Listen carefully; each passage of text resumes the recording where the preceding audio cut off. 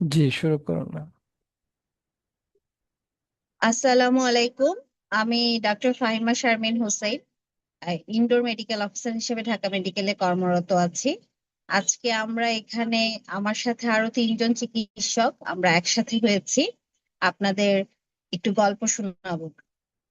গল্পের বিষয় হচ্ছে মাতৃত্ব এবং মিড টার্ম পরীক্ষা। তো আমরা যারা আজকে একসাথে হয়েছি আমরা চারজনই কর্মজীবী এবং কর্মজীবী মা, এবং সেই সাথে হচ্ছে গিয়ে চারজনই আমি আরো 2 সেশন আগে এবং আজকে আমার সাথে বাকি যে তিনজন আছেন, doctor Humaira Haimu, doctor Tahmina Tonni and doctor Israt Jahan Tanzida. তারা তিনজন এবার মিড টার্ম পরীক্ষা পাশ করেছেন, অবস্টেট্রিক এবং গাইনোকোলজি, এফসিপিএস মিড। তো আমরা সবাই জানি মিড টার্ম পরীক্ষাটা একটা আহ, আমাদের এফসিপিএস পাশের মধ্য ঠিক মাঝামাঝি একটা জায়গায় বেশ কঠিন একটা পরীক্ষা, ক্লিনিক্যাল ওরিয়েন্টেড একটা পরীক্ষা। এবং সেই সময় আমাদের ট্রেনিংটা আমরা কন্টিনিউ করি, ট্রেনিং এর মধ্যেই আমাদেরকে এই পরীক্ষা অংশগ্রহণ করতে হয়। এমনিতেই পরীক্ষাটা অনেক কঠিন, তার মধ্যে হচ্ছে গিয়ে সেই পরীক্ষার সাথে যদি যোগ হয় আমাদের আহ ছোট ছোট বাচ্চাদের, আমাদের আমাদের আসলে একদম মনের সাথে যারা হচ্ছে ওতপ্রোতভাবে জড়িত, আমাদের বাচ্চা, আমাদের পরিবার। তো এই সব কিছু হচ্ছে কি তখন খুব মানে সময়গুলাকে সামলানো, সেই সময়গুলাকে হচ্ছে ম্যানেজ করা, এগুলা খুব কষ্টকর হয়ে ওঠে। তো কিভাবে হচ্ছে কি এই সময়গুলা সামলানো যায়, নিজের জন্য পড়াশোনা একটু স্পেস তৈরি করা যায় এবং প্রস্তুতিটাকে হচ্ছে খুব ভালোভাবে তৈরি করা যায়, সেই মানসিক শক্তি দিতে এবং হচ্ছে গিয়ে আমাদের গল্পগুলা যাতে আপনাদের আজকে যারা শুনছেন তাদের সবাইকে অনুপ্রাণিত করে, সেজন্য হচ্ছে আজকের এই আয়োজন। তো আমি খুব বেশি কথা বলবো না। আহ, আমি আজকে ডক্টর হৈমি ওর সাথে কথা বলছিলাম দুপুরবেলা, তখন ও আমাকে খুব সুন্দর একটা কথা বললো। বললো যে হচ্ছে আপু, আসলে হচ্ছে গিয়ে বাচ্চা নিয়ে পরীক্ষা দেওয়ার জন্য সবচেয়ে বেশি জরুরি সেটা হচ্ছে গিয়ে সাহস। ওই সাহসটা করতে পারলেই হচ্ছে গিয়ে অনেকখানি এগিয়ে যাওয়া যায়। তো এই সাহসটা যাতে আপনারা আজকে আহ আমাদের এই সেশন থেকে পেতে পারেন, সেটাই আমাদের হচ্ছে গিয়ে সর্বোচ্চ চেষ্টা থাকবে। তো আমি প্রথমেই আম, আহ্বান জানাবো ডক্টর হৈমিকে, যাতে হচ্ছে গিয়ে সে তার গল্পটা বলে এবং আপনাদের যদি কারো কোনো প্রশ্ন থাকে তাহলে সেই প্রশ্নের উত্তর দিবে। ডক্টর হৈমি। আসসালামু আলাইকুম। ধন্যবাদ ডক্টর শারমিন আপু, আপনাকে অনেক। আহ, উম, প্রথমেই আমি সৃষ্টিকর্তার কাছে আমি অশেষ কৃতজ্ঞতা প্রকাশ করছি যে আলহামদুলিল্লাহ আমি এবার অক্সফাম গাইনিতে মিড টার্ম পাস করতে পেরেছি। আহ, আসলে আমার এই গল্পটা আসলে সত্যি ঘটনাই, গল্প তো কোনো কিছুই না। আমাদের মায়েদের মিড টার্ম পাসের গল্প আজকে আমরা এনেছি আপনাদের সামনে। আমরা তিনজন ডক্টর আছি, আমাদের এক একজনের গল্পটাই এক এক রকম ভিন্ন। হ্যাঁ, তো শুরুতেই বলি যে আমি অবশ্যই একজন মা। হ্যাঁ, আমার দুটা ছোট বাবু আছে। ছোট বলতে আসলে খুবই ছোট। বড়টার বয়স হলো মাত্র 2 বছর। টেরিবল টু ও এখন পার করছে। আর ছোটটার বয়স মাত্র 6 মাস, ব্রেস্ট ফিডিং।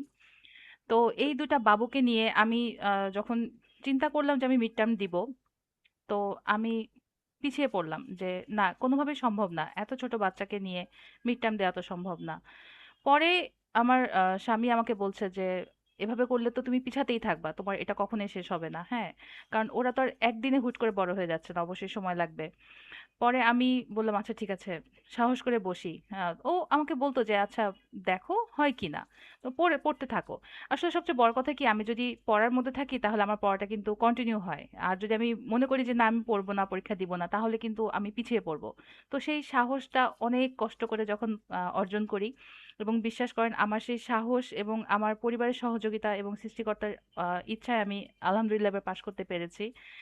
এবং আমার আপনাদের কাছে, আপনারা যারা মা আছেন অথবা যারা আপনারা ওয়ার্কিং ওমেন আছেন, অন্য জায়গায়ও কাজ আমরা তো অবশ্যই সবাই ট্রেনিং এ আছি না, কোথাও না কোথাও ট্রেনিং এ যুক্ত আছি।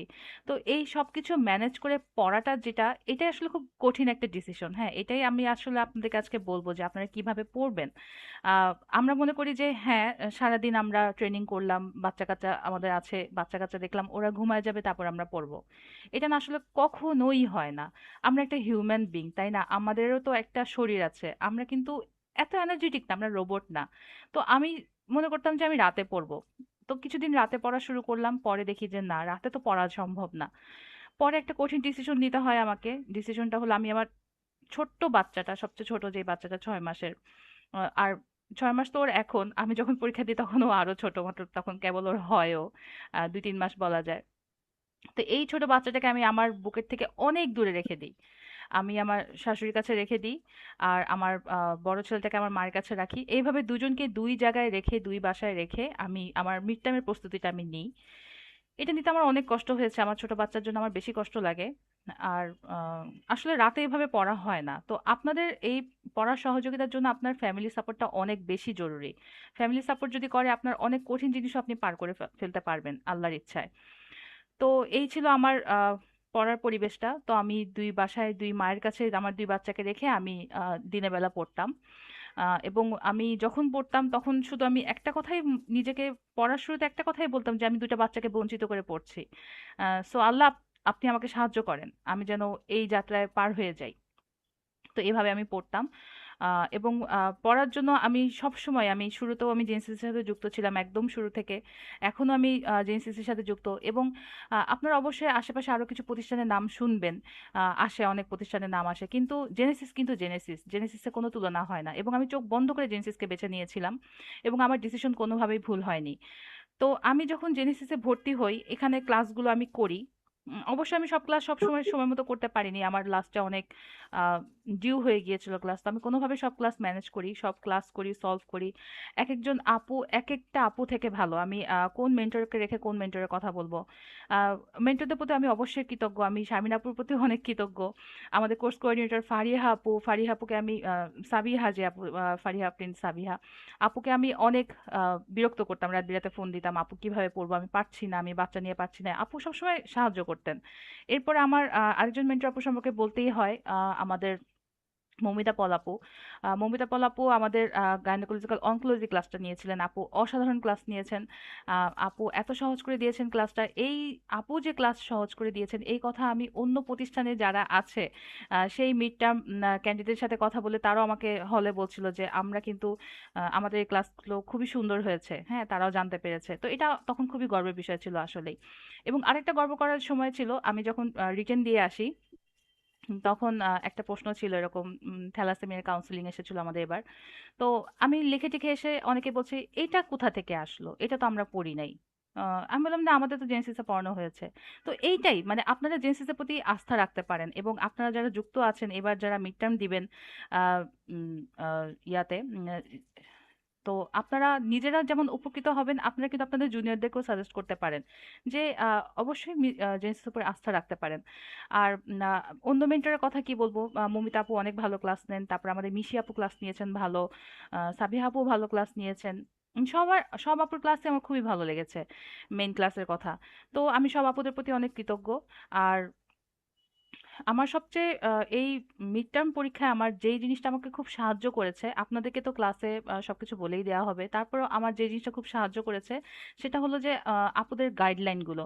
আপুরা কিন্তু আমাদেরকে বলেন যে অনেক আপু, আমরা যে ট্রেনিং করি আশেপাশে সব জায়গা থেকে আমরা শুনি যে এটা পড়ো, এটা পড়ো না, হ্যাঁ, এই বইটা কিনো, ওই বইটা কিনো, এরকম অনেক মিসলিড কিন্তু হয়। কিন্তু সত্যি কথা বলতে কি, আপনাদের মিড টার্ম পাসের জন্য শুধুমাত্র ডিসি দত্ত টেক্সট বুক আর ওজিএসবি গাইডলাইন, এই দুটো রাখলেই কিন্তু হয়ে যায়। তো এই দুটো আসলে মেইন সহায়ক বই ছিল আমার জন্য। এছাড়াও আমার বাংলা মিড পাবলিকেশনের দুইটা বই আমাকে খুব ভালো করে সহায়ক, মানে আমার প্রস্তুতিকে অনেক ভালো পরিপূর্ণতা দান করেছিল।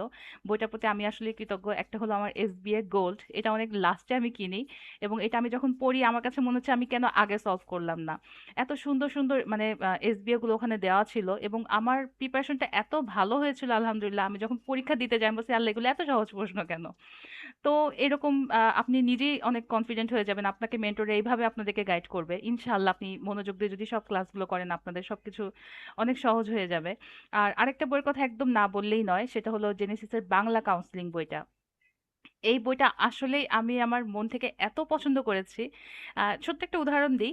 বাংলা কাউন্সিলিং বইটা যখন আমি পড়ি, মানে ওখানে তো বাংলায় লেখা, আর আমরা তো বাঙালি মানুষ, বাংলা কথা বললে বেশি ভালো বুঝতে পারবো।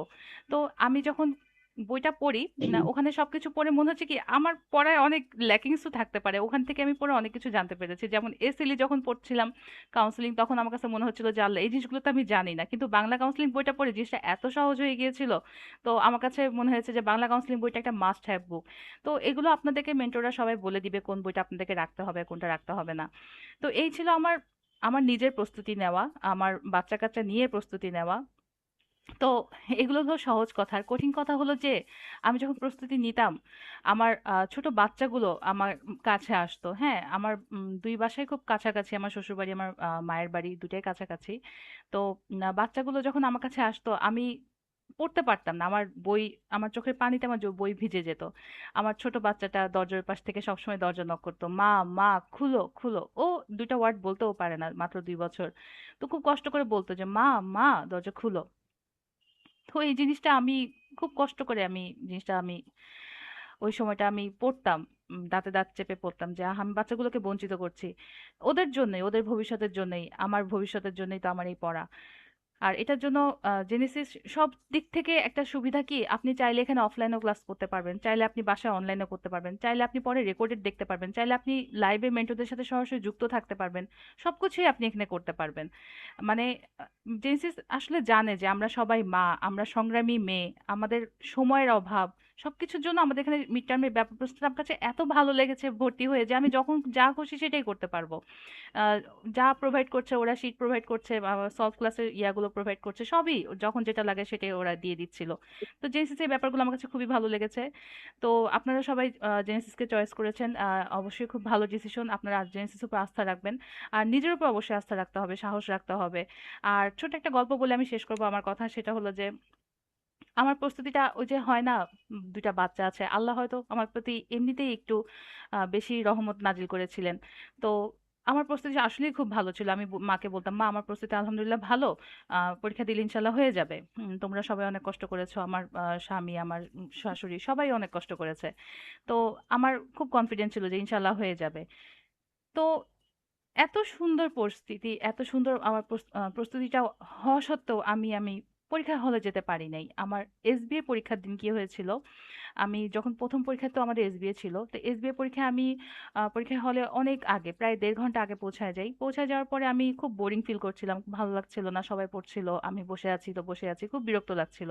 তারপরে মনে করলাম পরের দিন যেদিন এসএ কিউ হবে রিটেন, তাহলে আমি একটু পরে যাই। এটাই ছিল আমার একটা খুব ভুল ডিসিশন। আমরা আসলে পরীক্ষা হলে আগে যাওয়াটাই ভালো। এই যে পরে যাই মনে করেছি, জাস্ট আমি বেশিক্ষণ পরে না, ০.৫ ঘন্টা পরেই বাসা থেকে বের হয়েছিলাম। কিন্তু আমি টাইম মতো পরীক্ষা হলে পৌঁছাতে পারিনি। আপনারা সবাই জানেন রিটেন পরীক্ষায় প্রচুর লিখা, খুব দ্রুত লিখতে হয়। সাবিহা আপু একটা কথা বলতো যে মানে প্রশ্ন পেয়েই লিখতে হবে, যত স্পিডে লেখা যায়। তো আমি সেই পরীক্ষায় আমার পৌঁছাতে প্রায় ২০ মিনিট দেরি হয়ে যায়। বিকজ ওই দিন খুব বৃষ্টি হচ্ছিল, সকালে জ্যাম ছিল, ঢাকা শহরে তো বৃষ্টি হলে একদম অচল হয়ে যায়। তো আমি রাস্তায় খুব কান্না করছিলাম যে আল্লাহ, আমি এত কষ্ট করে প্রস্তুতি নিলাম, আমি বাচ্চাগুলোকে বঞ্চিত করলাম, আমি পরীক্ষা দিতে পারবো না, আমি পরীক্ষাটা এখানেই শেষ। তখন আমার গাড়ি বনানীতে, আমি বনানীতে বসে বসে কান্না করছি। আর আর তো কিছু নিয়ে যাওয়ার সিস্টেম ছিল না। তো আমি আমার ড্রাইভারকে বলছিলাম যে আপনার মোবাইলটা একটু দেন, আমি একটু মায়ের সাথে কথা বলবো। তো মাকে ফোন করে বলছি, মা মা আমি পরীক্ষা দিতে পারছি না, আমি এত কষ্ট করে প্রিপারেশন নিলাম, আমি পরীক্ষা দিতে পারছি না। তখন মা বললো যে তুই কাঁদিস না। আমার মা আমার কান্না দেখতে পারে না, আমার মার একটাই কথা, তুই কাঁদবি না, কাঁদলে মেয়েরা নরম হয়ে যায়। তো মা বলল যে পরীক্ষা না দিতে পারলে নাই, তুই কাঁদবি না। আচ্ছা, আমি কান্না থামালাম। কিন্তু আমার কাছে মনে হয়েছিল কি, ফোনটা মাকে যদি আরেকটু আগে দিতে পারতাম। আমার মা কি দোয়া করেছে আমি জানি না, আমি যেই রাস্তা আরো ১ ঘন্টা লাগার কথা, সেই রাস্তা আমি ১৫ মিনিটে পার করে ফেলছি। ১৫ মিনিটে আমি বিসিবিএস এ পৌঁছে যাই। এক দৌড়ে আমি হলে যাই। হলে যেয়ে প্রশ্নটা পেয়ে আমি লেখা শুরু করে দিই। সাবিহা আপু যেই স্পিডে বসে সেই স্পিডের থেকেও বেশি লেখা শুরু করে দিই। এবং লিখতে লিখতে আমার ডিউ টাইমের আগেই আমার পরীক্ষা শেষ হয়ে যায় আলহামদুলিল্লাহ।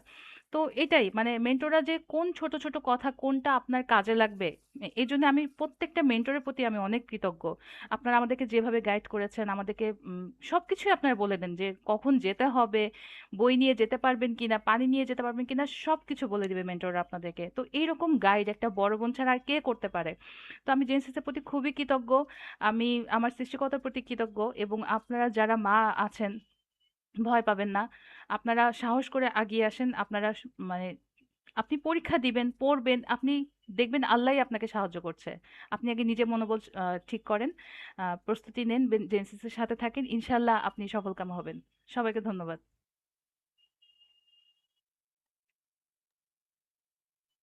অনেক ধন্যবাদ হুমায়রা হৈমু। আসলে হচ্ছে আমি তুমি করেই বলি, আমি তো জি আসলে আপু, অনেক হ্যাঁ বড়। অবশ্যই আপু, তো আপনি অনেক হচ্ছে বড়। গিয়ে তোমার গল্প শুনতে শুনতে মানে আমি নিজেও অনেক আবেগতাড়িত হয়ে পড়েছে আর কি। তো আমার নিজের জীবনের অনেক গল্পের কথা মনে পড়ে গেল। তো আমাদের আসলে প্রত্যেকটা মায়ের জীবনেই অনেক গল্প থাকে, শুধু হচ্ছে আমরা গাইনি অবস্টেট্রিশিয়ান যারা তারা না, আমি বলবো যে সকল কর্মজীবী মায়েরাই অনেক কষ্ট করে, অনেক পরিশ্রম করে, অনেক ত্যাগ স্বীকার করে, তারপরে হচ্ছে নিজেদের অনেক কম্প্রোমাইজ করে, অনেক শখ আহ্লাদকে মানে হচ্ছে এটাও আমাদের একটা শখেরই জায়গা, বা এটা আমাদের নিজেদেরকে প্রমাণ করার একটা জায়গা, আমাদের ক্যারিয়ারের বিল্ড আপটা। তো হচ্ছে গিয়ে আমরা সবাই অনেক পরিশ্রম করে এই জায়গাটাকে তৈরি করি বা জায়গাটা একটা লক্ষ্যে গিয়ে পৌঁছাই। তো সবার যুদ্ধটাই মোটামুটি একই রকম। তো এই পথে আবার অনেকে থাকে যে হচ্ছে গিয়ে হৈমুর বিষয়টা আমার খুব ভালো লেগেছে। ওর ফ্যামিলি খুবই সাপোর্টিভ, ওর মা শাশুড়ি দুইজনই দুই বাচ্চার দায়িত্ব, মানে দায়িত্ব তো আর নেওয়া যায় না, যে হচ্ছে গিয়ে ওইটুকু সাপোর্ট দিয়েছেন। তো এটা হয়তো অনেক মেয়েরা পায় না। তো যারা সেটাও না পায় তাদের জন্য হচ্ছে গিয়ে কোনো না কোনো একটা উপায় তৈরি হয়ে যায়, কোনো না কোনো একটা আসলে হচ্ছে গিয়ে আল্লাহ তালাই আপু স্টার্ট একটা, করতে হবে। হ্যাঁ, হ্যাঁ, স্টার্ট করতে হবে এবং ছোট ছোট হচ্ছে গিয়ে লক্ষ্য তৈরি করতে হবে, সেই ছোট ছোট লক্ষ্য হচ্ছে গিয়ে ফিল আপ করতে হবে। তাহলেই হলো কি একটা নির্দিষ্ট সময়ে লক্ষ্যবস্তুতে পৌঁছানো যাবে। তো আমি আজকে খুব বেশি কিছু বলবো না। আহ এখন হৈমুর কাছে যদি কারো কোনো প্রশ্ন থাকে, আমাদের লাইভ সেশনে যদি কেউ থাকে, তার যদি কারো প্রশ্ন থাকে তাহলে ওকে বলবো যে হচ্ছে কি ওকে প্রশ্ন করতে। তাহলে এরপরে আমরা নেক্সট স্পিকারের কাছে যাই।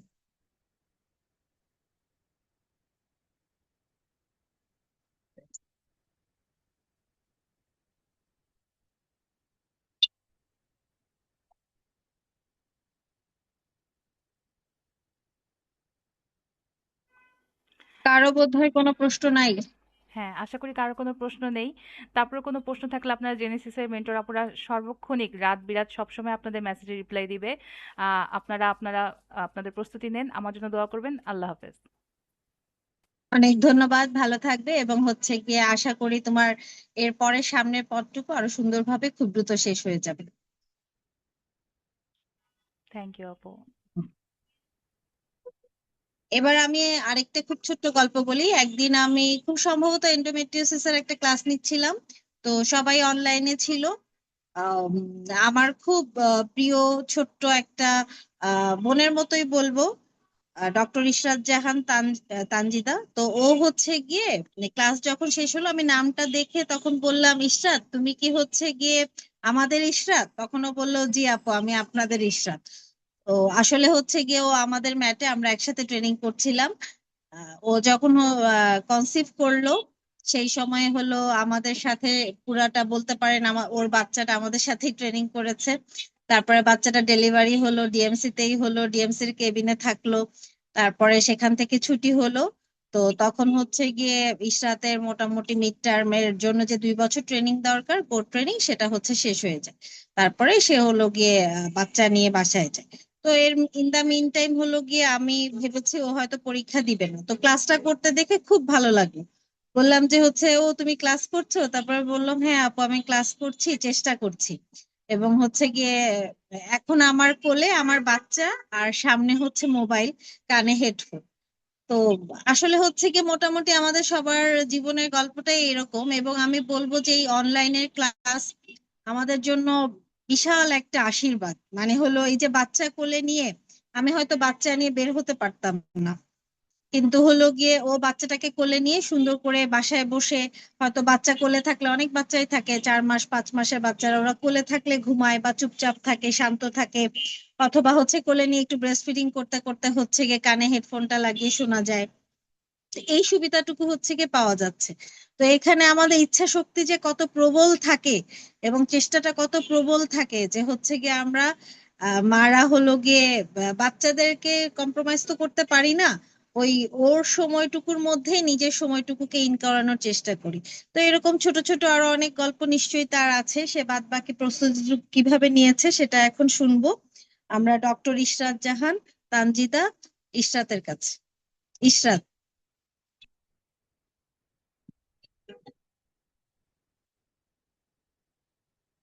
ইশরাত আছো?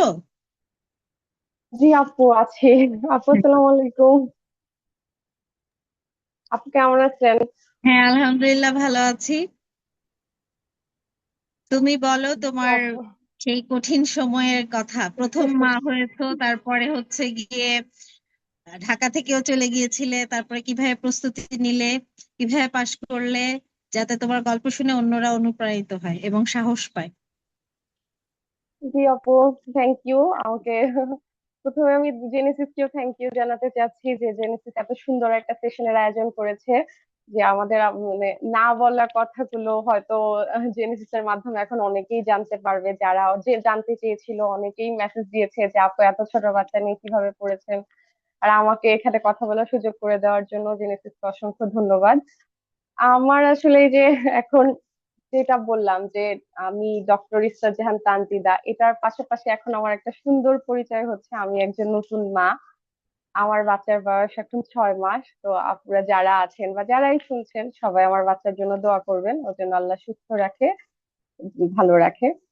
আর আপু যে গল্পটা অলরেডি বললেন যে হ্যাঁ আমি আসলে আমার বাচ্চাকে পুরোটা সময় কোলে নিয়েই আমার প্রিপারেশনটা নিয়েছি, যেহেতু অনেক ছোট ছিল এবং আমার বাচ্চাটার কলিক ছিল। তো 3 মাস পর্যন্ত ও আমার থেকে মানে একদমই নড়েনি। আমি ওকে কোলে নিয়েই পড়েছি, আমি ওকে কোলে নিয়েই ক্লাস করেছি, আমি যা করেছি সব ওকে আমার মানে ঠিক আমার কাছে রেখেই করেছি। তারপর আমার মনে হয়েছে যে আসলে মাতৃত্বটা কোনো বাধা না, আমাদের স্বপ্ন পূরণের জন্য যতটুকু ইচ্ছা দরকার এই ইচ্ছাটা হয়তো এই মাতৃত্বটা আরো বেশি আমাদেরকে প্রবল করেছে যে না, তোমাকে করতে হবে, তোমার বাচ্চার জন্য হলেও করতে হবে। কারণ এখন যদি তুমি না করো হয়তো 6 মাস পরে তোমাকে করতে হবে, তখন আবার বাচ্চাটাকে সেম একটা কষ্ট দেওয়া হবে। তার চেয়ে আমার মনে হয়েছে যে আচ্ছা আমি যদি এখন একটু বেশি এফোর্ট দেই, যদি এখন আমার পরীক্ষাটা পাশ হয়ে যায় তাহলে আমি পরের সময়টা আমার বাচ্চাটাকে ফ্রিলি দিতে পারবো। তো এইভাবে আসলে আমার ইচ্ছা শক্তিটা ছিল অনেক বেশি যে না আমি চেষ্টা করে দেখি, আল্লাহ যদি সহায় হয় হয়তো পাশ হয়ে যাবে। আর জেনেসিস তো আমাকে মানে আমি কি বলবো, জেনেসিস আমার জন্য একটা ফুল অন প্যাকেজ ছিল। আপুরা এত ভালো ক্লাস নেয়। আপু 5টা টপিক যদি থাকে আপুরা বলে দিয়েছে যে না এটা মোর ইম্পর্টেন্ট, এটা থেকে রিটেন কোশ্চেন বেশি আসে, এটা থেকে এসবিএ বেশি আসে, এটা হয়তো আপনি অস্কির জন্য পড়বেন। তো ওই যে একটা গুছানো, আসলে ক্লাসটা শুনলেই গুছানো হয়ে যায়, যে বোঝা হয়ে যায় যে আমি আসলে কোনটা পড়বো, কোন টপিকটা আমি আগে পড়বো, কোন টপিকটাকে আমার বেশি ইম্পর্টেন্স দিতে হবে রিটেনের জন্য, কোনটা আমাকে এসবি এর জন্য বেশি ইম্পর্টেন্স দিতে হবে। আমার কাছে মনে হচ্ছে প্রত্যেকটা ক্লাসে আপুরা চেষ্টা করেছে এই জিনিসগুলো গুছিয়ে দেওয়ার, মানে টোটাল একটা গুছানো জিনিস যেটাকে বলে, যেটা হয়তো আমাকে অনেক পরিশ্রম করে অনেক ঘাটাঘাটি করে বের করতে হতো যে কোনটা রিটেনের জন্য ইম্পর্টেন্ট, কোনটা এসবি এর জন্য ইম্পর্টেন্ট, কোনটা আমাকে অস্কির জন্য বেশি ইম্পর্টেন্স দিয়ে পড়তে হবে, এগুলো আপুরা প্রত্যেকটা ক্লাসে সুন্দর করে গুছিয়ে দিয়েছে। তো ওইটা খুবই হেল্পফুল। তারপর আর আমি হচ্ছে যেটা করেছি, যেহেতু আমার বেবির কলিগ ছিল, আমি প্রথম দিকে আসলে খুব বেশি পড়তে পারিনি, কারণ ও 3 মাস পর্যন্ত খুব যন্ত্রণা করেছে, মানে খুব কান্নাকাটি করতো। দেখা যেত যে ওর কান্নার সাথে আমারও কান্না চলে আসতো, আমি যে পড়বো তখন আসলে ওই রকম মানসিক অবস্থা আমার ছিল না। তো আমি যেটা করতাম, যখনই একটু সুযোগ পেতাম, যখনই ক্লাসটা হতো আমি ক্লাসগুলো করে ফেলতাম।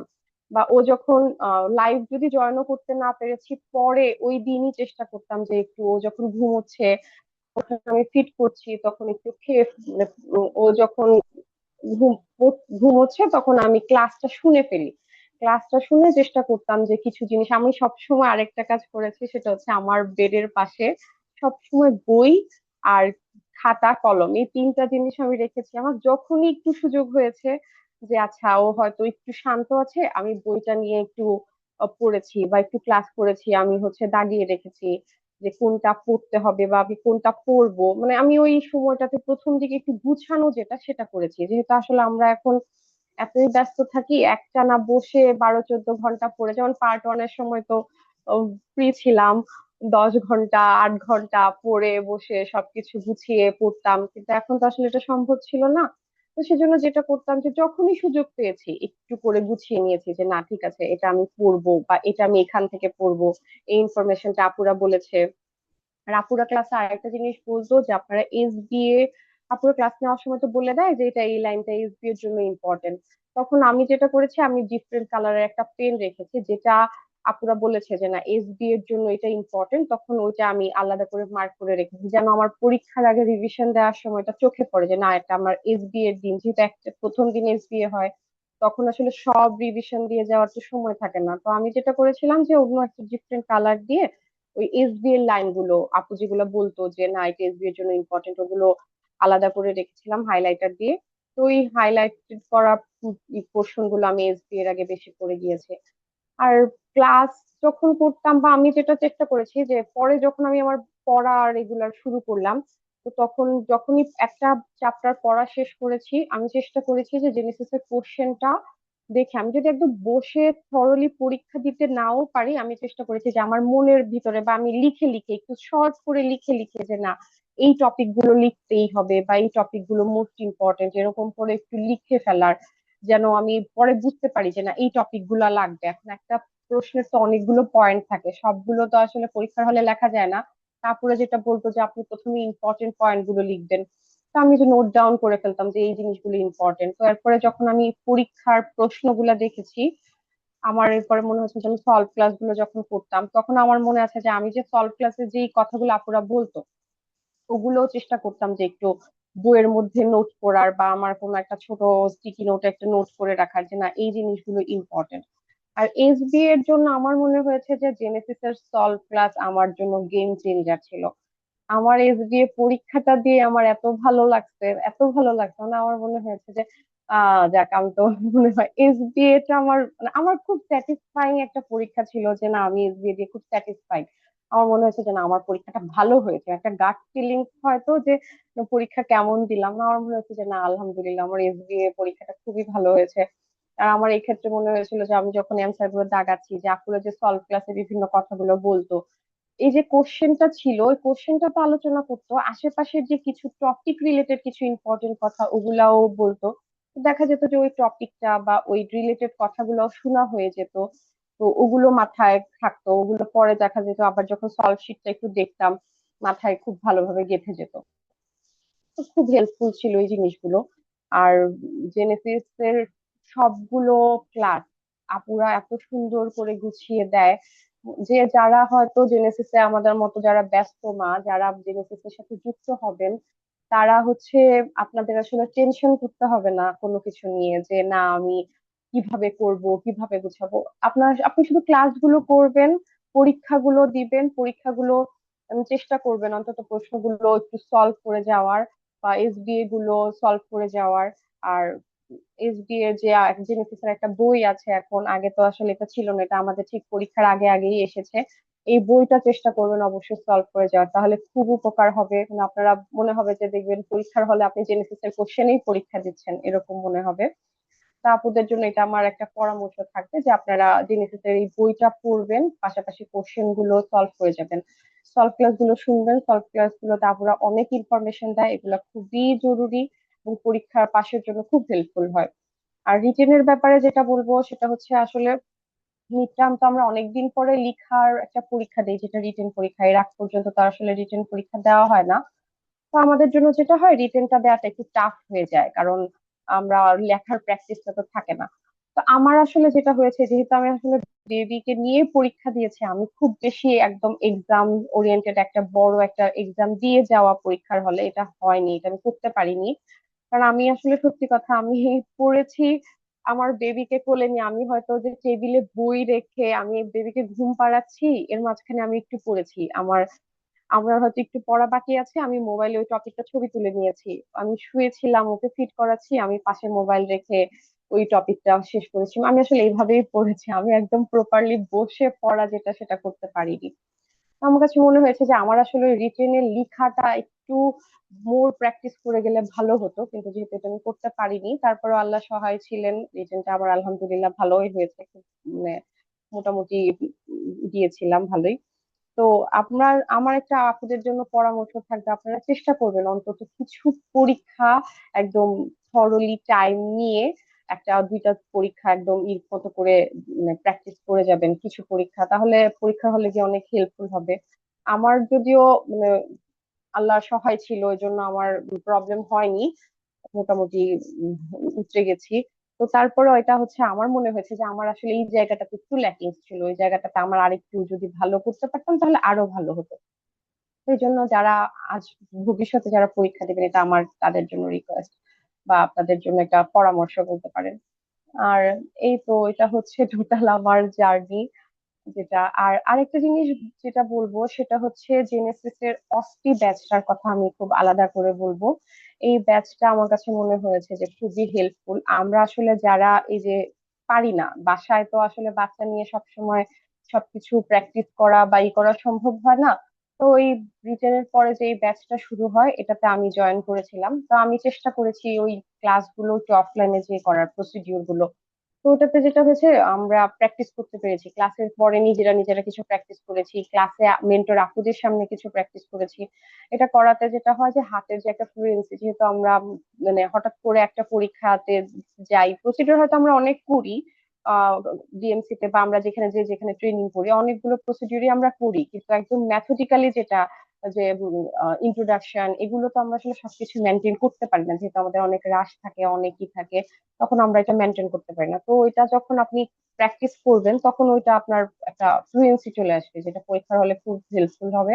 আমার কাছে মনে হয়েছে খুব হেল্পফুল, কারণ আমি পরীক্ষার হলে গিয়ে যখন প্রসিডিউর গুলো করছিলাম বা পুরো টোটাল পরীক্ষার প্রসেসটা যখন দিচ্ছিলাম, তখন আমার মনে হয়েছিল যে না, আমি তো এরকম একটা পরীক্ষা এর আগেই ফেস করে এসেছি, কারণ আমি জেনেছি সেটা মকটা দিয়েছিলাম প্র্যাকটিস ব্যাচের। তো আমার কাছে মনে হয়েছে এটা খুবই হেল্পফুল। তো আপুরা যারা রিটেন দিবেন, এবং রিটেনের পর আসলে খুব বেশি সময় থাকে না রেজাল্ট পর্যন্ত অপেক্ষা করার, চেষ্টা করবেন ওই ব্যাচটাতে ভর্তি হয়ে যেতে, এটা খুব হেল্পফুল হবে। আর জেনেসিস আসলে টোটাল একটা হেল্পফুল একটা প্যাকেজ, আপনাকে টোটাল একটা প্যাকেজ দিবে। তো সবার জন্য যারা পরীক্ষা দিবেন সবার জন্য শুভকামনা। আর জেনেসিস কে আবারও ধন্যবাদ, আমার মেন্টর আপুদেরকে ধন্যবাদ, আর যারা আমার এই কঠিন জার্নিটাকে অনেক সহজ করে দিয়েছেন। আর ফাহিমা আপুর কথা আলাদা করে একটু বলতে চাই, আপু হচ্ছে আমার মেন্টর। আমি ঢাকা মেডিকেল আপুর সাথে ট্রেনিং করেছি। আপু একজন অসম্ভব ভালো মনের মানুষ। আমাকে আমার মনে হচ্ছে যে আমি ওখানে একটা বড় বোন পেয়েছি। আপুর কাছে আমি আমি যে সব যে কোনো পরীক্ষা দিয়ে এসে আমি আপুকে ফোন দিয়েছি যে আপু আমি তো এটা এরকম হয়েছে, আমি কি করব। আপু আমাকে সবসময় ভালো ভালো পরামর্শ দিয়েছেন। আর আপুকে আবার ধন্যবাদ জানাতে চাই আমি জেনেসিস এর মাধ্যমে, যে আপু থ্যাংক ইউ, আপনি সবসময় আমার পাশে ছিলেন, এটার জন্য থ্যাংক ইউ আপু। আহ, আর আমার আসলে আর কিছু আপাতত বলার নেই, আমার কাছে যদি কারোর কিছু জানার থাকে তাহলে জিজ্ঞেস করতে পারেন। আসসালামু আলাইকুম। অনেক ধন্যবাদ ইশরাত। আমার খুবই ভালো লাগছে। আমি আসলে যখন মিড টার্মের রেজাল্ট দেয় আমি মোটামুটি সবার রেজাল্ট দেখে বারবার খুঁজতেছিলাম যে ইশরাত এখনো কিছুই জানালো না কেন।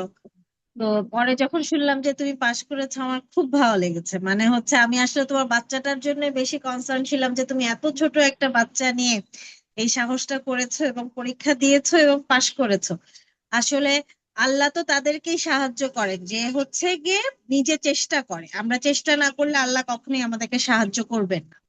এমনিতেই তো আমাদের আপু পরীক্ষাগুলো এক একটা অনেক ধৈর্যের পরীক্ষা, সময়ের পরীক্ষা, আমাদের হচ্ছে মানসিক শক্তির পরীক্ষা, এবং হচ্ছে গিয়ে অনেক সময় আমাদের অনেক আত্মত্যাগেরও পরীক্ষা। আমাদের এই সব কিছুর পরীক্ষাকে উত্তীর্ণ হয়েই আমরা যখন চেষ্টা করি তখন সৃষ্টিকর্তা আমাদেরকে হচ্ছে সাহায্য করে। আসলে সৃষ্টিকর্তা সাহায্য করেন না হয়, আমার মনে হয় যে আমরা মেয়েরা যে এই সিচুয়েশন গুলোর মধ্যে দিয়ে যাই তারপরে হয়তো আমাদের পক্ষে সম্ভব হতো না এই মানে কঠিন সিচুয়েশন গুলা পাড়ি দেওয়া, তার সাথে আমাদের ফ্যামিলি সাপোর্ট সবকিছু মিলিয়ে। আর এর আগে জি হইবও আপু। বলবো, ইশরা তো বললে যে হচ্ছে গিয়ে মেন্টর, জেনেসিস এর মেন্টরদের কথা সবার জন্য তোমরা অনেক প্রশংসা করেছো। তো আসলে আমার একটা কথা মনে পড়ে গেল, সেটা হচ্ছে যারা ভালো স্টুডেন্ট তাদের জন্য মেন্টররা সবসময় ভালো। কারণ হচ্ছে ওরা তো নিজেরা পড়ে এবং হচ্ছে যেহেতু সে পড়ছে, মেন্টরের গাইডেন্সটাকে সে কাজে লাগাচ্ছে, সো সে হচ্ছে বুঝতে পারছে যে হলো গিয়ে মেন্টরের গাইডেন্সটা তার জন্য ভালো। তোমরা চেষ্টা করেছো বলেই হলো গিয়ে মেন্টরদের পরিশ্রমটা সার্থক হয়েছে। যদি হতো তোমরা চেষ্টা না করতে, তাহলে আমরা যতই পরিশ্রম করি না কেন, যতই চেষ্টা করি না কেন, যতই টিপস এন্ড ট্রিক্স দেই না কেন, কোনোই হলো লাভ হতো না।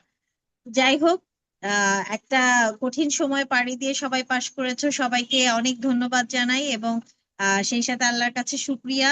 আর সবচেয়ে বড় যে জিনিস, আমার আসলে তোমাদেরকে শ্রদ্ধা জানাতে ইচ্ছা করছে এই কঠিন সময়কে পাড়ি দেওয়ার জন্য। তো আমাদের সাথে আরেকজন মা রয়েছেন, আমরা এখন তার সাথে কথা বলবো, ডক্টর তাহমিনা তন্নি। তাহমিনা তন্নির সাথে আমার পার্সোনালি পরিচয় নাই। আজকে ইনশাল্লাহ এখানের মাধ্যমে, এই জেনেসিস প্ল্যাটফর্মের মাধ্যমে পরিচিত হব। ওনার গল্প শুনবো আমরা।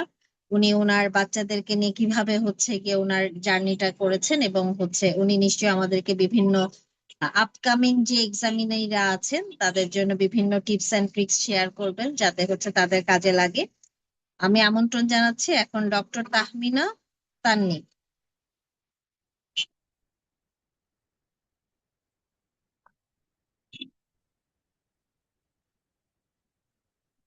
ডক্টর তাহমিনা তান্নি, আপু কি আছেন?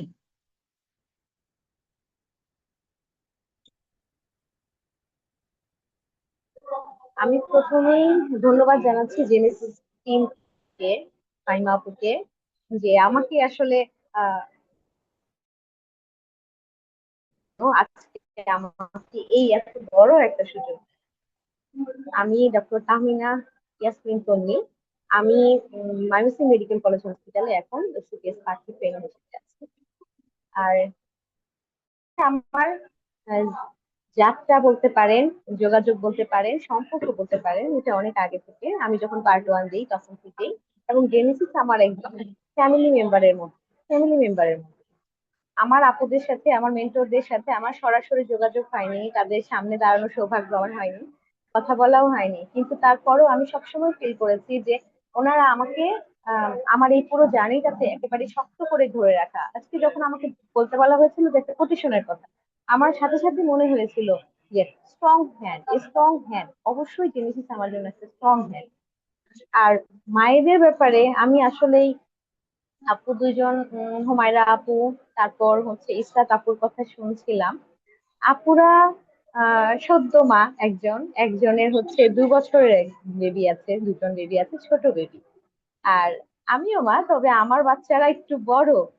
আহ এটা একটু ভালো হয়েছে যে যে আপুরা শুনছেন বা শুনবেন, বা যারা মিটার পরবর্তীতে দেবেন, অনেকেই ভাবেন যে এখন আমার ছোট বাচ্চাটা একটু বড় হোক, আমি তারপরে পরীক্ষায় বসবো, তারপর ওই পরীক্ষাটা পরে দিব, বাচ্চা একটু বড় হয়ে গেলে হয়তো আমি একটু ফ্রি হয়ে যাব, এই সমস্যাটা হলে আমার কমে যাবে, পরীক্ষা হয়তো আমার একটু স্মুথ হবে।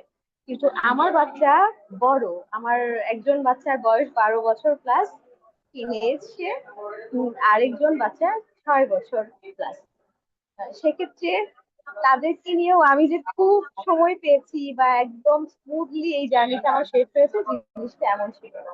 আমার ডিউটি শেষ করে, সবকিছু শেষ করে, তাদের খাবার, এক একজনের এক এক রকম খাবার, তাদের পড়াশোনা শুরু হয়েছে, তাদের পড়াশোনা, পরীক্ষা সব গোছাতে গিয়ে আমি সময় পেতাম নিজের পড়ার জন্য, রাতের বেলা ঘুমানো, বাচ্চাদেরকে ঘুম পাড়িয়ে। আমার মনে আছে আপুরা, আমার একটা চার্জার লাইট ছিল, আর হচ্ছে এই মোবাইল, হেডফোন, আর হচ্ছে খাতা কলম, এই বাবুকে ঘুম পাড়িয়ে, দুই বাচ্চাকে ঘুম পাড়িয়ে আমি পায়ের কাছে চলে যেতাম, বাচ্চাদের পায়ের কাছে আমি চলে যেতাম, এবং তখন আমি ওই চার্জার লাইট জ্বালিয়ে আর হচ্ছে কানে হেডফোন লাগিয়ে আমি হচ্ছে আপনাদের জেনেসিসের লেকচার শুনতাম। এভাবে করেই আমার পুরোটা প্রিপারেশন নেওয়া। আর হচ্ছে এটা এটা আসলে গল্প না, মায়েদের এটা কখনো গল্প হতে পারে না, এটা হচ্ছে এটা এটা এটা এত বড় একটা সত্যিকারের অনুভূতি, অনেক ত্যাগ, অনেক অপেক্ষা, অনেক স্যাক্রিফাইস, আর অনেক না বলা অনুভূতি, যে অনুভূতি গুলো ডেসক্রাইব করার মতো ওয়ার্ড আসলে শব্দই হয়নি বলে। মানে আমার ভেতরে যে চাপা কষ্টটা, এই কষ্টটা আমি কোনো শব্দ দিয়ে প্রকাশ করতে পারবো না। আপু হয়তো বুঝবেন, ফাহিমা আপু বুঝবেন, ইসরাত আপু বুঝবেন, আমার মতো সব মায়েরা এই কষ্টটা বুঝবেন, যে আমাকে এটা করতে হচ্ছে, এবং আমি নিজের জন্য করছি না, হয়তো আমি আমার বাচ্চার জন্যই করছি, কিন্তু আমাকে তাদেরকে কষ্ট দিয়ে করতে হচ্ছে। আমি এটা সেম বলবো যে আপুরা প্রথমবার একটু বেশি কষ্ট করে যদি এটা একবারে পাশ করে ফেলা যায় তাহলে হয়তো কষ্টের ডিউরেশনটা কমে যায়। আর জেনেসিসের কথা বলতে গেলে অনেক কিছু। জেনেসিস যখন অনলাইনে কোচিং যদি না থাকতো আপু, আমি মনে হয় পার্ট 1 পরীক্ষাটা দিয়ে দিতে পারতাম না। যেহেতু আমি ঢাকায় থাকি না, ঢাকায় গিয়ে কোচিং করা আমার জন্য খুব চ্যালেঞ্জিং ছিল। যখন আমি দেখলাম যে ওই করোনার পরে অনলাইন কোচিংটা জেনেসিস করাচ্ছে, সেই সময় আমি পার্ট 1 এর জন্য জেনেসিসের সাথে যুক্ত হয়েছি। সাবিহা আপু প্রথম ক্লাস নিয়েছে।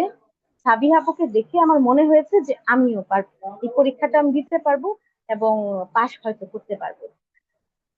শুধুমাত্র জেনেসিসের প্রত্যেকটা ক্লাস করেছিলাম, যেভাবে আপুরা গাইডলাইন দিয়েছিল ওভাবেই পড়েছিলাম। এক্সট্রা আমাকে খুব বেশি কিছু পড়তেই হয়নি। আর আপুরা যে টিএস6 যে বইগুলো সাজেশনে দিয়েছিল, আমি ওইগুলো পড়েই জাস্ট পড়ে পরীক্ষা দিয়ে দেখি, এরকম একটা কন্ডিশনে গিয়ে পরীক্ষা দিয়েছিলাম। আল্লাহর রহমত, আপনাদের সকলের দোয়া, আমার বাচ্চাদের দোয়া, বাবা মায়ের কষ্ট, আমি প্রথমবারেই পাশ করে গিয়েছিলাম। তারপর তো জেনেসিস আমার জন্য মানে কি ছিল, যখন আমি ট্রেনিং এ জয়েন করলাম তারপরেও আমি মিড যখন দিব আমি জেনেসিসেই থাকবো। তারপরে জেনেসিসেই থাকা।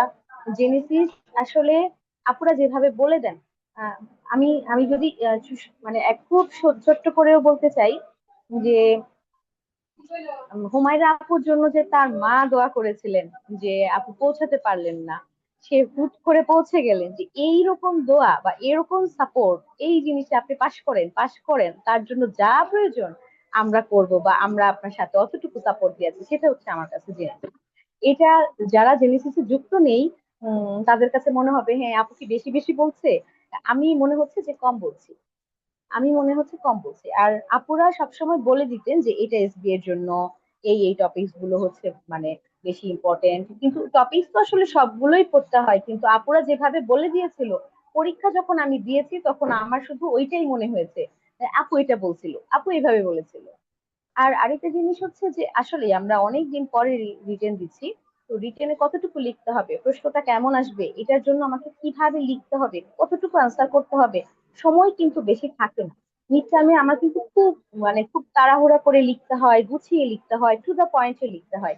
এই টু দা পয়েন্টে কতটুকু লিখতে হবে এই জিনিসগুলো শিখিয়েছে জেনেছি। এবং এই আপুরা মেন্টর আপুরা যেভাবে এভাবে বলে দেন যে এটা এভাবে লিখবেন, এখান থেকে এই কয়েকটা লিখবেন, ট্রিটমেন্ট অপশন এইভাবে এভাবে লিখবেন, ওই জিনিসগুলো আমার জন্য খুব হেল্পফুল ছিল। এবং আমার মনে হয় এটা সবার জন্য এই জায়গাটাতে খুব বেশি হিট করেছে। আর আপুরা পরীক্ষার আগেও আমাদেরকে বলে দিয়েছেন এভাবে যাবেন, এতটুকু সময় হাতে রাখবেন, এই প্রিপারেশন নিয়ে যাবেন, যে জিনিসগুলো আসলেই খুব ফলো করার মতো। এবং এর জন্য আমি ঢাকার বাইরে থেকে ঢাকায় গিয়ে এক্সাম দিয়ে আবার চলে এসেছি। তারপর যখন রিটেন পাস হলো, তারপর এই আপনার অস্কি এগুলোর জন্য আপুরা যে হ্যান্ডস অন প্র্যাকটিসটা হয় ওটাও আমি করতে পাইনি, হয়তো করতে পারলে পরীক্ষাটা আরো ভালো দিতে পারতাম। আপুদেরকে রিকোয়েস্ট করব এই অফলাইনে এই ক্লাসগুলো একটু করার চেষ্টা করবেন। আর হচ্ছে জেনেসিসের মেন্টর আপুরা, সাবিহা আপু, মমিতা আপু, সব মানে সব কয়জন আপুই, হাইমা আপু, আপুদের ইফোর্টটা আপনারা যদি ভালো করে খেয়াল করেন দেখবেন যে না, আপুরা মনে হচ্ছে যে নিজেদেরও যে যে লেকিংস গুলো ছিল সেগুলো সবকিছু সর্ট আউট করে আপনাকে দিচ্ছে, আমাদেরকে দেওয়ার চেষ্টা করছে। এভাবে করলে আপনার পরীক্ষাটা আরো বেশি স্মুথ হবে, আপনি একবারই পাশ করে যাবেন। এবং হচ্ছে আপনার যত কষ্টই হোক, আপনার যত কষ্টই হোক আপনি পরীক্ষায় অ্যাটেন্ড করেন, বাকিটা আল্লাহর ইচ্ছা এবং আমরা আছি। আর প্রথমেই আমাদেরকে যে যে যে যে মানুষটা যে আমাদেরকে সবকিছু ইনফর্ম করেছে আপনার রেজাল্ট হয়েছে, রেজাল্ট দেখেন, সেটাও হচ্ছে জেনেসিস। তো আমি সবাইকে এটাই বলবো যে জেনেসিসের যে প্রত্যেকটা ক্লাস রেগুলার ব্যাচে, ওই ক্লাসগুলো কিন্তু খুব বেশি ক্লামসি থাকে না, বেশ একটা গ্যাপ দিয়ে দিয়ে ক্লাসগুলো থাকে। আমরা মায়েরা অনেক বেশি ব্যস্ত থাকলেও বা বাচ্চাদেরকে নিয়ে কষ্ট হলেও ক্লাসগুলো করার জন্য যথেষ্ট সময় থাকে। ক্লাস জমিয়ে রাখলে ক্লাসগুলো একটার পর একটা একটার পর একটা ব্যাক টু ব্যাক চলে আসে, তখন দেখা যায় যে ও মানে মনে হয় যে না সব এলোমেলো হয়ে গেছে। আমি সবাইকে এটাই সাজেস্ট করবো যে আপুরা এখন তো যারা নেক্সট মিড টার্মে অ্যাপিয়ার করবেন তারা এখন ক্লাস শুরু করে দেবেন এবং সবগুলো ক্লাস একটা বাই একটা করে ফেলবেন, জমিয়ে রাখবেন না। একটু একটু করে পড়া প্রতিদিন পড়লে সেই পড়াটা অনেক বেশি ইফেক্টিভ হয়, না হলে পরে একসাথে 2 মাসে বা 1 মাসে শেষ করা যায়। আর আসলে আমি আমার আমার বেবিদের জন্যই পোস্ট গ্রাজুয়েশনে আসতে দেরি হয়েছে। এখন বাচ্চাও পড়ছে, আমিও পড়ছি। আর সবচেয়ে মজার ব্যাপার যেটা, যেদিন আমি পরীক্ষা দিতে যাই সেদিন আমি অনেক ভোরে উঠেছি। 4:30, 4:30, 5টায় আমি ময়মনসিংহ থেকে রওনা হতাম ঢাকার জন্য। আমার মেয়ে উঠলো, উঠে আমার দিকে তাকালো, মা ভালো করে পরীক্ষা দিও, এই কথাটা বলে সে আবার ঘুমিয়ে গেল, এবং সাবধানে যেও।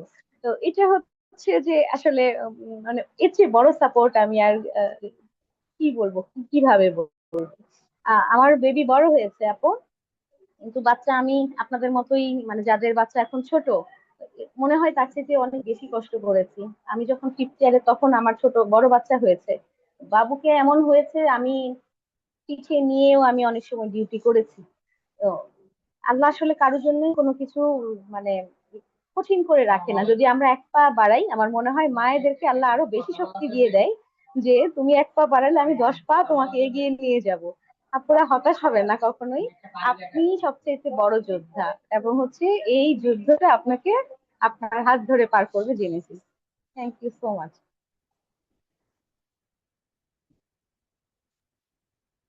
অনেক ধন্যবাদ তাহমিনা তন্নি আপু। আসলে আজকের সেশনটা এত ভালো লাগছে। জেনেসিসের সাথে সাথে যুক্ত থেকে তো আমরা অনেকগুলা সেশনই অনেক সময় কন্ডাক্ট করি, কিন্তু আজকে আপনারা সবাই মানে এত সুন্দর করে আপনাদের গল্পগুলা বলছেন, আপনাদের সময়গুলা শেয়ার করছেন সবার সাথে, আমার নিজেরই অনেক ভালো লাগছে। আমি নিজেও অনেক বয়সে হচ্ছে গিয়ে পার্ট ওয়ান করেছি। আমার যেদিন পার্ট ওয়ান আমি পাশ করি সেদিন আমার 40 বছর পূর্ণ হয়েছে। তো তারপরে হচ্ছে আমার 3টা বাচ্চা, আমার বড় ছেলে এসএসসি দিবে আগামী বছর। এখন আমি মিড টার্ম পাস করেছি 1 বছর আগে, এখন বাদ বাকি ট্রেনিং করছি। তো আজকে আসলে আমি অনেক ধন্যবাদ দিব জেনেসিসকে এই জন্য যে তারা যে 4জন মাকে এখানে একসাথে করেছে। 4জনই মা, কিন্তু 4জন মায়ের হচ্ছে পার্সপেক্টিভ, সিচুয়েশন সবকিছু হচ্ছে গিয়ে আলাদা আলাদা ছিল। এবং হচ্ছে এটা যারা আজকের সেশনটা শুনছে তাদের মানে আমার মনে হয় না যে এর বাইরে আর কোনো কমন মা আছে, মানে হচ্ছে সবার কমন পড়বে গল্পগুলা। তো কেউ আমাদের মধ্যে প্রথম মা হয়েছে, কেউ দুটাই ছোট বাচ্চা নিয়ে পড়াশোনা করেছে, কেউ হচ্ছে গিয়ে একটু বড় কিন্তু হলো গিয়ে। এবং এই গল্পটা আমার সাথে হয়েছে। আমার ছোট ছেলে সবসময় জিজ্ঞেস করে, পাশ করবে তো, পাশ করবে তো।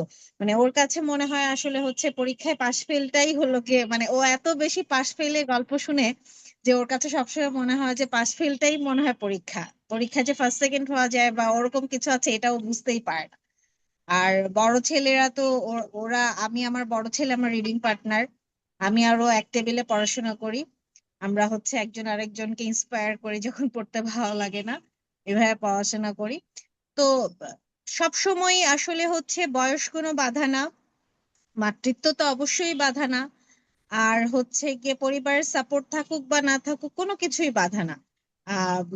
এটাই হচ্ছে সত্যি কথা, যে আমরা যদি 1 পা আগাই তাহলে সৃষ্টিকর্তা আমাদেরকে আরো 3 পা আগানোর তৌফিক দিবেন। আর দ্বিতীয় কথা হচ্ছে কি, যেহেতু স্বপ্নটা আমার, সেই স্বপ্ন স্বপ্ন পূরণের দায়িত্বটাও আমার। এবং আমি যখন ইচ্ছা শক্তি অনেক বেশি দেখাবো যে না আমি এটাতে চাই, তখন হচ্ছে আমাকে অন্যরা সাপোর্ট দিবে। আর আমি যদি ইচ্ছা প্রকাশ না করি তাহলে কেউ আমাকে সাপোর্ট দিবে না।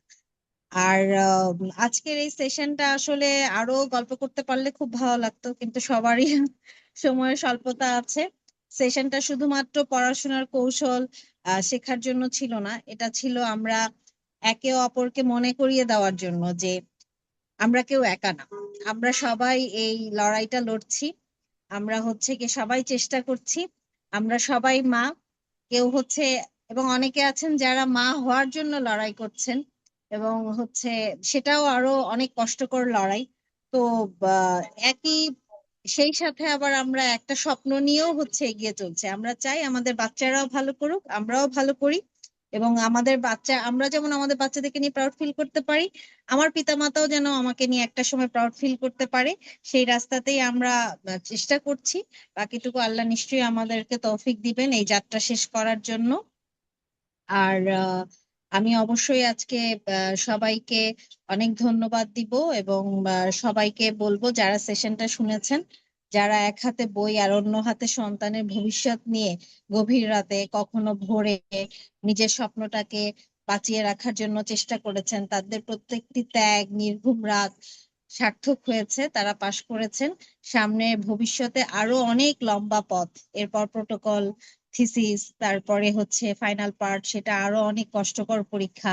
তো আল্লাহ যেন আমাদের এই পথটাকে সহজ করে দেন।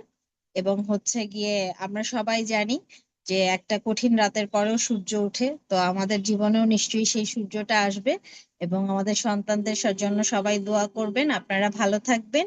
যখনই যার যে কোনো কিছুর জন্য সমস্যা হবে, আপনারা জেনেসিসের শরণাপন্ন হবেন, জেনেসিসের মেন্টরদের সাথে কথা বলবেন। মাতৃত্ব ছাড়া অন্য যে কোনো হতাশা, অন্য যে কোনো দুঃখ, অন্য যে কোনো কষ্ট, সবকিছুর জন্য আমরা আপনাদের সাথে আছি। আপনারা আপনাদের যে কোনো সমস্যার জন্য আমাদের সাথে কথা বলবেন, আমরা চেষ্টা করব। অনেক মেন্টর আছেন, নিশ্চয়ই তারা তাদের অভিজ্ঞতার আলোকে তারা হচ্ছে আপনাদেরকে সাহায্য করবেন, চেষ্টা করবেন আপনাদের সমস্যাটা সমাধান করার। আর পড়াশোনার ব্যাপারে তো অবশ্যই। তো লাইভে যদি কেউ থেকে থাকেন, কেউ কোনো প্রশ্ন করতে চান, তাহলে অনুরোধ করব প্রশ্ন করার জন্য। নির্দিষ্ট কারো কাছে থাকলে তার বাই নেম প্রশ্ন করতে পারেন। কারো যদি কোনো প্রশ্ন থাকে তাহলে প্রশ্ন করতে পারেন। ম্যাম, এটা তো আমাদের লাইভ হুম, হচ্ছে, ফেসবুকে জি, একজন কমেন্ট করছে আর কি, জি। যে এক্সামের মিনিমাম কতদিন আগে প্রিপারেশন শুরু করতে পারি, তার উদ্দেশ্যে যদি কিছু বলতে চান আর কি। আচ্ছা, একজন আপু জানতে চেয়েছেন এক্সামের মিনিমাম কতদিন আগে প্রস্তুতি শুরু করতে পারি। আসলে বিষয়টা হচ্ছে মিড টার্মের প্রস্তুতি শুরু হয়ে যায় আপনি যেদিন থেকে ট্রেনিং এ ঢুকেছেন সেদিন থেকেই। মিড টার্ম মেইনলি একটা ক্লিনিক্যাল পরীক্ষা, এবং হচ্ছে কি আমরা ওয়ার্ডেই প্রতিদিন অল্প অল্প করে শিখি। কিন্তু যেহেতু পরীক্ষার জন্য একটা কনস্ট্রাকটিভ পড়াশোনা করতে হয়, তো আমরা এই জন্য হচ্ছে সব সময় যাদের পড়াশোনার জন্য সময় কম, মানে একদম হচ্ছে স্টুডেন্টদের মতো আমরা পড়তে পারি না, তাদেরকে আমি বলবো যে আপনাদের জন্য সবচেয়ে ভালো যে রেগুলার যে ব্যাচ গুলা, বা হচ্ছে কি মানে একটু দীর্ঘমেয়াদী প্রস্তুতি শুরু করাটা, যেগুলো সাধারণত 9 মাস ধরে হচ্ছে যে প্রস্তুতিগুলো নেওয়া যায়, বা 9 মাস ধরে যেই ব্যাচগুলো চলে রেগুলার ব্যাচ, কারণ ওগুলাতে হচ্ছে একটু সময় নিয়ে দুইটা ক্লাসের মাঝখানে সময় থাকে, পরীক্ষাগুলোর মাঝখানে সময় থাকে। তো যার কারণে আপনাদের হাতে যেহেতু সময় কম, বাচ্চাদের সাথে নিয়ে আপনাদেরকে পড়তে হয়। সো হচ্ছে গিয়ে আপনারা এই ব্যাচগুলাতে ভর্তি হলে আপনাদের জন্য ভালো হবে, এবং আপনারা আস্তে আস্তে নিজেদের প্রস্তুতিটা নিতে পারবেন। এবং চেষ্টা করবেন রেগুলার থাকতে, প্রতিদিন একটা হলেও নতুন কিছু শেখার চেষ্টা করবেন, প্রতিদিন একটা হলেও প্রশ্ন সলভ করার চেষ্টা করবেন। আর কিছু না পারেন, যখন জেনেসিসের ক্লাসগুলোর যে সলভ ক্লাসগুলো হয় সেগুলো হচ্ছে ঘুমানোর আগে, ওগুলো তো 20 মিনিট 30 মিনিটের ছোট ছোট ক্লাস থাকে, ওই ক্লাসগুলো, অথবা আপনি বাসায় আসছেন রাস্তায় কানে ইয়ারফোন লাগিয়ে ওই ক্লাসগুলো শুনেন, অথবা হচ্ছে গিয়ে আপনি শপিং এ যাচ্ছেন, বাচ্চা কাঁদছে, ওকে খাওয়াচ্ছেন, কানে ইয়ারফোন লাগিয়ে ক্লাসগুলো শুনেন। আমি বলবো, অনুরোধ করব, যেইটুকু সময় পান সেইটুকু সময় হচ্ছে গিয়ে আপনার অল্প অল্প করে কাজে লাগান, ছোট ছোট অংশ করে পড়েন, এবং একটু দীর্ঘমেয়াদী প্রস্তুতি নেন, তাহলে প্রস্তুতিটা আপনার কমপ্লিট হবে। আমাদের জেনেসিসে আপাতত এই মুহূর্তে খুব সম্ভবত 2টা ব্যাচ চলছে। একটা রেগুলার ব্যাচ যেটা হচ্ছে গিয়ে আপনার শুরু হয়েছে 25শে জুলাই থেকে, আর আরেকটা এক্সাম ব্যাচ।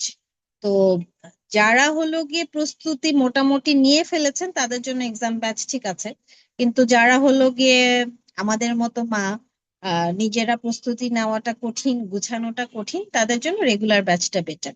তো তারা যদি রেগুলার ব্যাচে ভর্তি হন, যোগাযোগ করেন, আপনাদেরকে নিশ্চয়ই মেন্টররা সাহায্য করবে। এছাড়া কি আর কারো কোনো প্রশ্ন আছে?